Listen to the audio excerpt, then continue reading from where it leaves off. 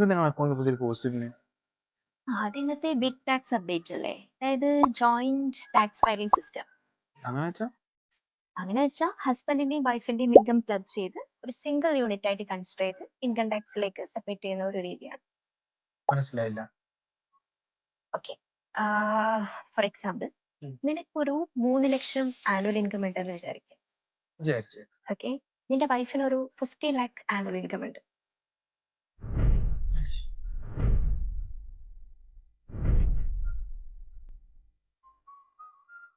Hello, ബാക്കി പറയണ്ടേ?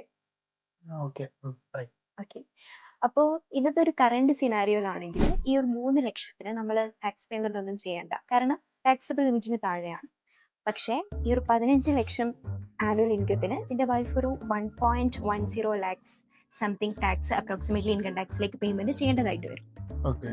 Okay, അപ്പോൾ ഈ ഒരു ജോയിന്റ് ടാക്സ് ഫയലിംഗ് സിസ്റ്റം അനുസരിച്ചിട്ടാണെങ്കിൽ നിങ്ങളുടെ 2 പേരുടെയും ഇൻകം ക്ലബ് ചെയ്യും.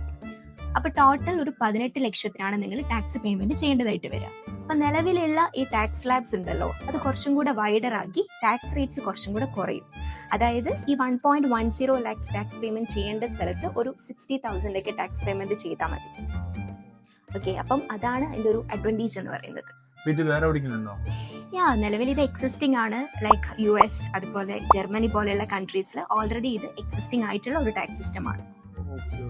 പിന്നെ ഇതിൽ വേറൊരു ഇമ്പോർട്ടന്റ് കാര്യം എന്താന്ന് വെച്ചാൽ ഇത് ജസ്റ്റ് ICAI പ്രപ്പോസ് ചെയ്തിട്ട് മാത്രമേ ഉള്ളൂ. അപ്പോൾ ബഡ്ജറ്റിൽ ഇതുവരെയും ഡിക്ലെയർ ചെയ്തിട്ടുള്ള ഒന്നല്ല. ബഡ്ജറ്റ് കഴിഞ്ഞാൽ മാത്രമേ നമുക്കിത് വരുമോ ഇല്ലയോ എന്നുള്ള കാര്യങ്ങളൊക്കെ പറയാൻ പറ്റുള്ളൂ. ഡെഫിനറ്റ്ലി വന്നു കഴിഞ്ഞാൽ ഒരുപാട് ടാക്സ് എക്സെപ്ഷൻസ് കിട്ടാനും ടാക്സ് സേവ് ചെയ്യാനും ഡിഡക്ഷൻസ് എടുക്കാനൊക്കെ സ്കോപ്പുള്ള ഒരു സെക്ഷൻ കൂടിയാണിത്.